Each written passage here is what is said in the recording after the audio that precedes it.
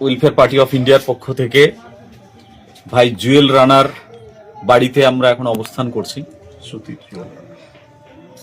মুর্শিদাবাদ জেলার সুতি থানার জুয়েল রানার ব্যাপারে আপনারা সবাই ইতিমধ্যে অবগত হয়েছেন যে উড়িষ্যাতে কিছু উগ্র হিন্দুরা তারা মুসলিম ধরে ধরে যে অত্যাচার করছে, সেই অত্যাচারের শিকার হয়েছে আমাদের ভাই জুয়েল রানা।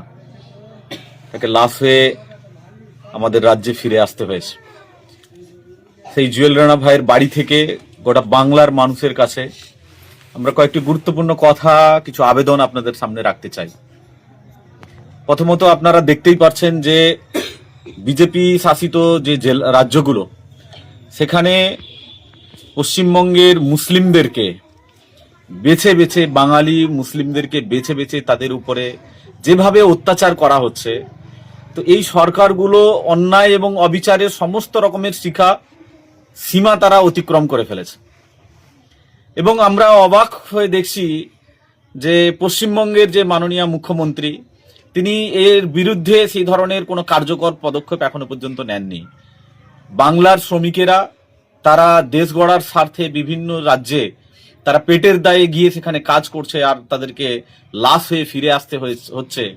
আর একজন মুখ্যমন্ত্রী হিসাবে তার যে দায়িত্ব, সে দায়িত্ব তিনি ঠিকঠাকভাবে পালন করছেন না, বরং তিনি বারবার দেখছি করছেন। আর দেখছি মানে উনি কত লাশ দেখবেন? আর আমরা মুখ্যমন্ত্রীর কাছে এটা জানতে চাই যে আপনি আর কত লাশ দেখবেন? আপনি কেন কোনো পদক্ষেপ নিচ্ছেন না?